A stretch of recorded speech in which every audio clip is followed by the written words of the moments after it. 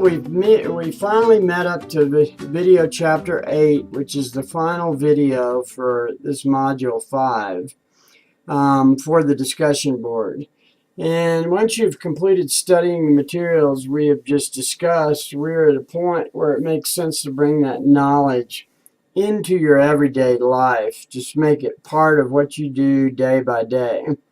And this week's assignment, or this module's assignment is a better way to say it, is directed towards making the process of written communication a matter of second nature. Rather than you having to think about it every time you do something, eventually, and it won't take long, it'll just be part of your everyday workflow, and it'll become very natural for you. So, and as part of this assignment, we wish for you guys to try and remain focused on the major skills related to written communication, which goes back to the active and passive voice, which is such a critical aspect of how we communicate in a written format as well as a verbal. But, you know, we're mainly applying that in written because this is the electronic communication. But we're going to have a lot of emails, we're going to have RFIs, ASIs that have their own forms. Some things will have their own forms and some we'll create ourselves, such as emails. And we've talked about blogs, and we've talked about texting and when and where you should use them and where you should not. And so basically we're looking at those as hard skills. What are the things that you just know are rules and you just live by them? So we're really looking at all the hard skills in the discussion board, and when we move to the individual, we'll move into the soft skills. And in this one module, you're going to find that the soft skills have already been addressed in the way we communicate. Really, the only thing about the soft skills in this module relates to, are we going to use these tools or are we not? And when does it make sense to use them, and when should we never use them? So throughout the module, we've been discussing the various types of mediums or formats in which we communicate as part of our everyday work duties. And this module is a little bit different, as we were just talking, as the soft skills are related to whether you decide to follow the recommendations. It's not so much that, oh, I've got to learn something as a soft skill. It's more, do I use a blog or not? And if I am using it, is it something that makes sense and I'm getting benefit from it or not? And should I use chat rooms? And as we've said here, the worst thing you could do is start getting involved with those chat rooms. So now it's up to you guys to say, yeah, I'm going to live up to that, or no, I just don't agree with it. So it's really a matter, the soft skills are related to your attitude towards how you're going to do your communication and what mediums you're going to do with that communication. And in other words, are you following the crowd and using chat rooms and various other things just because everybody else is doing it? Or do you go find a more professional way in which to communicate using standards that have been accepted by your company?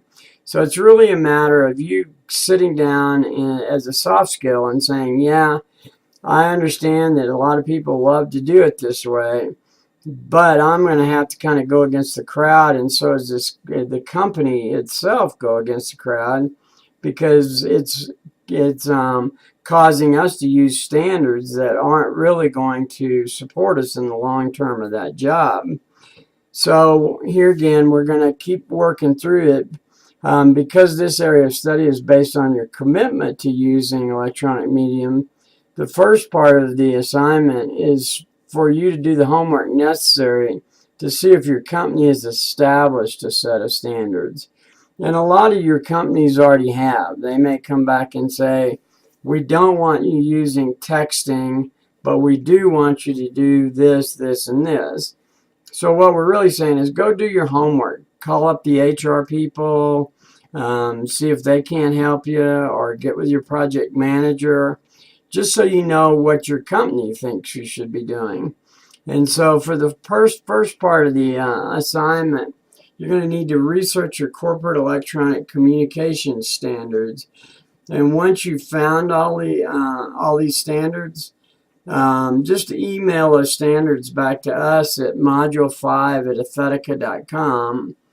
And then it's so that we can start beginning to establish your own personal standards for communication for a specific project you're working on. Because you may have some jobs that are much more oriented towards logging systems than others. So that would affect how you do your communication standards. And generally, when you're doing a job startup, this is a good place to introduce that as the standard for the project. So we're really asking you guys to start doing your first standard for a job site and see how we do on it. Now, once you've got all your homework done and you've found all the standards out there, then if you guys could write a brief narrative on how you're going to address any forms of electronic communication that may not have been addressed in your corporate structure. Because, some companies have not gotten to the level where they realize that blogs are out here and we've got Twitter and we've got all this. So they've never really written standards. So they're a little bit behind. And that doesn't relieve you of the problem of getting yourself up to speed. And you guys are smart enough to be able to do that anyway. And so really what we're saying is, take it what you got, fill in the gaps, and then make in your narrative that you're writing up along with all the standards that the company's set is just establish a basic plan for yourself. Forget about everybody else for a moment. Just who you are as a professional. That includes, in that plan should include all the components of electronic communication. So if you say to yourself, hey, I'm going to do this. I'm going to make sure I only use blogs when it's for a very, very specific technical reason. I'm not going to use chat rooms. I'm going to only use SMS or texting for meetings and scheduling type things, but I'm not going to deal with anything that requires direction or clarification. So you can just establish what you're going to do for yourself, because by doing that, it's going to, if you follow it on a daily basis, it's going to set your standard as a professional project engineer. And by you establishing it, it is your reputation you're creating. And that way you're totally responsible, and you have the ability at that point to expand to whatever level you possibly want, and you're able to study your way through. So basically, it's not a big deal on Module 5. And here again, these discussion board assignments are really more to get your head into the subject, and they don't have a grade associated with it. By you sending us these plans, then we can come back in, send you some one-on-one comments that may help you a little bit more than what you've actually got so far from all the data we've gone through.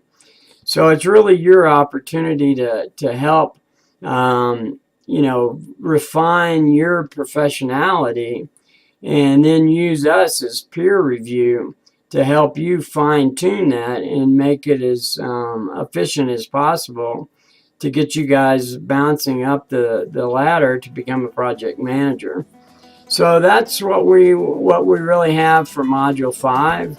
And I know there's a lot of stuff in here, guys, but we're now moving into the final part of it, which is legal. And that's not it's not a difficult module. So we're just about done with communication. So if you can give it a good hard try on this module, then we'll be moving on, and we'll be able to start getting into the nuts and bolts of how we put all these things together. So we'll talk to you on the next module.